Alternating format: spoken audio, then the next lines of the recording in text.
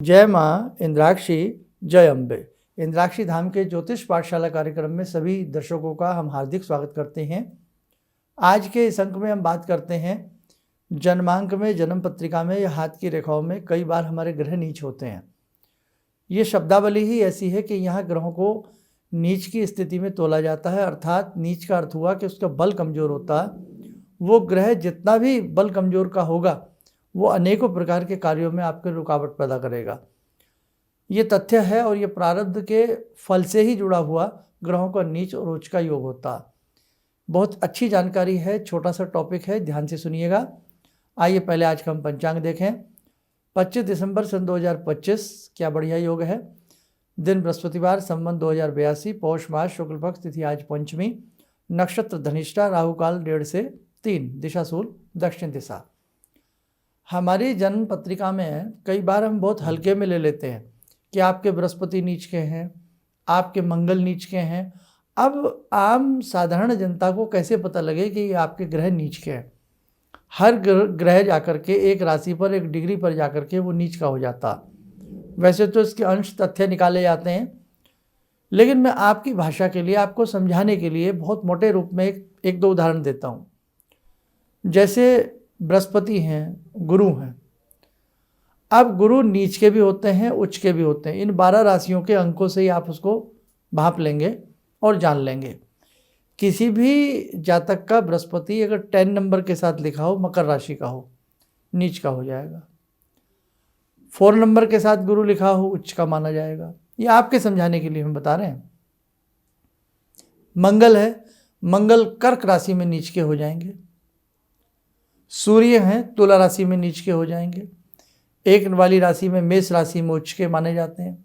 Shani 1 number में नीच के माने जाएंगे और तुला राशि पे शनि उच्च के माने जाएंगे। तो एक छोटा सा चार्ट होता है, कभी समय रहा आपको लिखवा देंगे, नहीं तो नेट पे सारी चीज़ें मिल जाती हैं। नीच और उच्च ग्रह डाल देना और कॉपी में नोट कर लेना। आराम से फिर अपने बच्चों की कुंडली में देखना कि आपका कौन सा ग्रह नीच का है, कौन सा उच्च का है। अब देखो, हम नीच ग्रह की बात कर रहे हैं, तो जीवन में ध्यान रखना, कभी भी नीच ग्रह का कभी कोई रत्न ना पहने, नुकसान हो जाएगा। बहुत बड़े नुकसान में आप चले जाएंगे।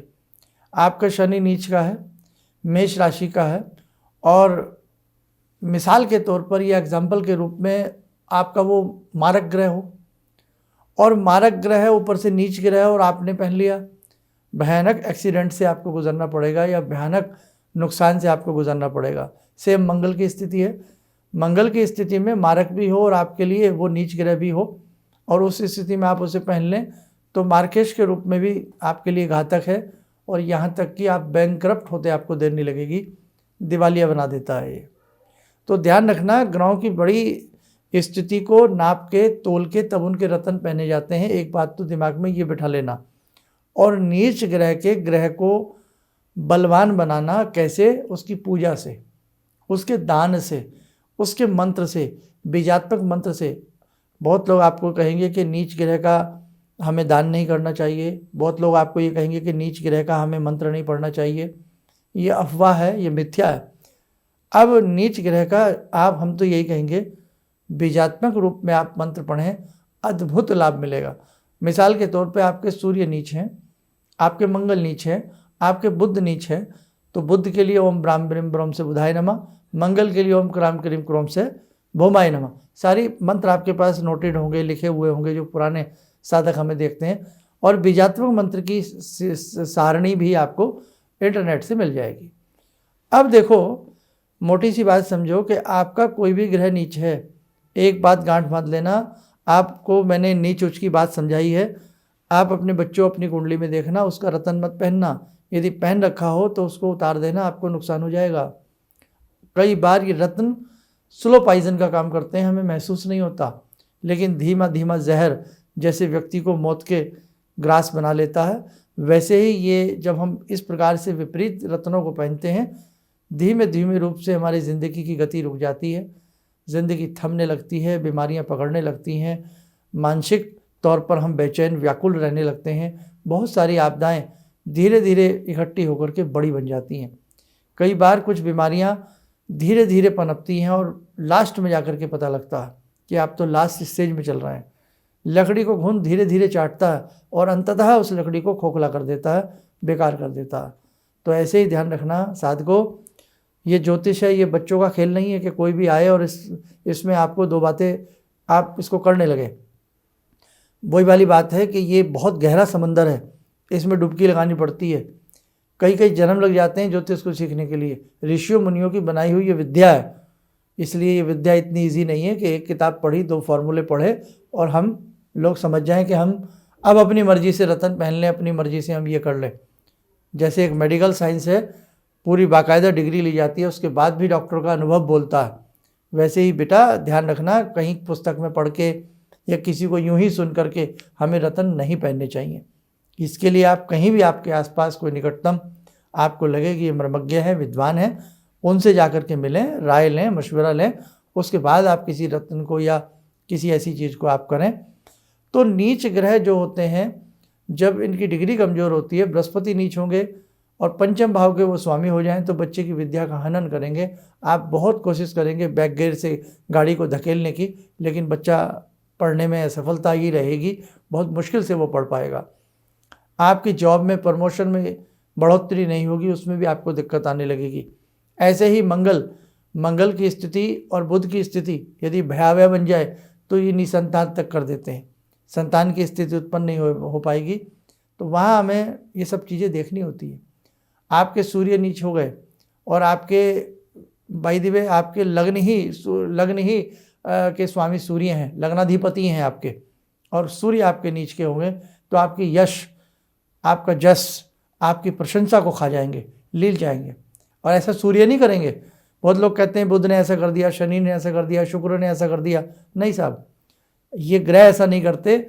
ये तो सिर्फ मापदंड है कि ये ग्रह अगर ऐसा है तो आपके साथ ऐसा होगा। अब ऐसा क्यों होगा? आपने प्रारब्ध में ऐसा कुछ किया है। एक व्यक्ति यदि बचपन से ही जीवन की कमजोरी में जी रहा है, प्रारब्ध उसका ऐसा रहा है।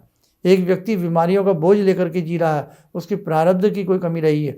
एक व्यक्ति को परिवार का कोई बहुत बड़ा असंतुष्टि मिली है, परिवार के अंदर बहुत बड़ी ऐसी चीज़ हो गई है, तो कहीं ना कहीं प्रारब्ध के ही ये बीज होते हैं, वो अगले जन्म में पौधे बन करके हमें काटने पड़ते हैं। तो ध्यान रखना, जन्म पत्रिका जो होती है ये प्रारब्ध का ही एक फल होती है कि बच्चा पैदा हुआ, प्रथम सांस पे ही यदि उसकी कुंडली बन गई, और जब उसमें कुंडली वैसे 40 दिन के बाद बनानी चाहिए, लेकिन उसके नामांकन के लिए, उसके नक्षत्रों के लिए, बच्चा कौन से पाए में पैदा हुआ है, चांदी के पाए में, स्वर्ण के पाए में, रजत के पाँव में, लोह के पाद में, किस में चार पाए होते हैं। 4 पायों में, ये कभी विस्तार के साथ आपको पायों का भी डेफिनेशन पूरी लिखवा देंगे। जब भी कोई बच्चा पैदा होता है तो 4 पाए होते हैं ज्योतिष के हिसाब से, और व्यक्ति इन 4 पायों में ही शुभ अशुभता की श्रेणी में आता है। रजत का पाया बड़ा अच्छा माना जाता है, तांबे का पाया बहुत अच्छा माना जाता है, सोने का हार्ड होता है, अच्छा नहीं होता उतना, और उसके बाद फिर लोहे का तो और भी ज़्यादा अच्छा नहीं माना जाता। फिर इनके उपाय भी होते हैं। तो ऐसे ही कहने का भाव कि ये जन्म पत्रिका जब बनती है, बच्चे की प्रथम सांस पे ही जब जन्म पत्रिका बनी, प्रथम दिन मान लें आप, तो उसी जन्म पत्रिका में ये सारी चीज़ें इंक्लूड हो जाएंगी कि इस बच्चे का विवाह कैसा होगा। वो बात अलग है, बताया ना जाए आपको बहुत सारी बातों के लिए। इसका जीवन कैसा रहेगा, इसकी समृद्धि कैसी रहेगी, इसकी विद्या कैसी रहेगी। विद्या, यश, अपयश, सारी चीज़ें व्यक्ति अपने साथ जन्म और मृत्यु के लेखे को लिखवा करके आता, और वो लेखा उसी का नाम होता है आपकी हॉरोस्कोप, आपकी जन्म पत्रिका। इसलिए ख़ास तौर से बच्चों की जन्म पत्रिकाएँ जरूर बनवानी चाहिए। बचपन में जन्म पत्रिका बन जाएँ, उनमें क्या खामियां हैं, कमियां हैं, क्या ग्रहों का उपाय किया जा सकता है, संभव है। भक्ति से समस्त कार्य संभव है। अब आप कहेंगे प्रारब्ध का भोग तो काटना पड़ेगा, नो डाउट काटना पड़ेगा, लेकिन भक्ति प्रारब्ध के उस फल को, उस नकारात्मक स्थिति को आपकी भक्ति दूर कर देगी। अब भक्ति कैसे करनी है, भक्ति किस मंत्र की करनी है, और कैसे कैसे उसका सिस्टम रहेगा, वो सारी चीज़ें आपको एक मर्मज्ञ ही बता सकता है। अब प्रारब्ध का फल का एक एग्जाम्पल देता हूँ। जैसे बैंक से लोन ले लिया, मिसाल के तौर पे 1 लाख रुपया लिया, चुकाया नहीं गया, ब्याज बढ़ते हुए वो 10 लाख हो गया। आपके परिवार में आपकी बच्चा, कोई संतान ऐसा हुआ जिसने बहुत मेहनत की और वो कर्जा चुका दिया, उतर गया कर्जा।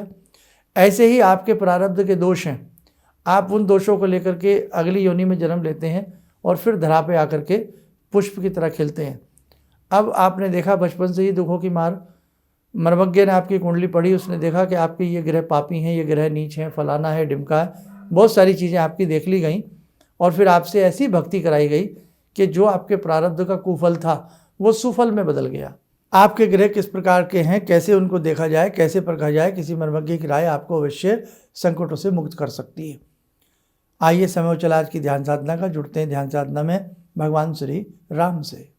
ॐ रामो राजमणि सदा विजयते, रामं रमे संभजे, रामेण विहता निशाचरचमू, रामाय तस्मै नमः। रामानास्ति परायणं परतरं, रामस्य दासोऽम्यहम्। रामे चित्तलया सदा भवतु मे, भो राम मामुद्धर। राम रामेति रामेति, रमे रामे मनोरमे, सहस्रनाम तत्तुल्यं, राम नाम वरानने। आदो राम तपोवनं दिगमनं, हत्वा मृगं काञ्चनं, वैदेहीहरणं जटायुमरणं, सुग्रीवसंवासनं। बाले निग्रहणं समुद्रतरणं, लङ्कापुरे दाहनं, पश्चात् रावणकुम्भकर्णहननं, एतद्धि रामायणम्।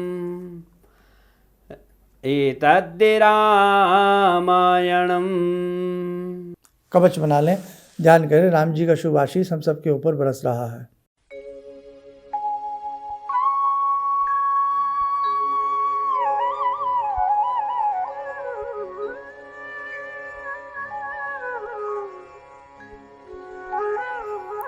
ओम बोलते हुए नेत्र खोलें, सामान्य हो जाए। देखो साधको, ये जीवन है, इसमें कष्ट आते हैं, इसमें सुख भी आता है, दुख भी आता है। दुख की घड़ियाँ बहुत बड़ी लगती हैं और सुख के क्षण मात्र क्षण भर लगते हैं। इसलिए हमें अपने मंत्र विद्या से, अपने गुरु मंत्र से, अपने बड़ों से बहुत सारी चीज़ें प्राप्त हो सकती हैं।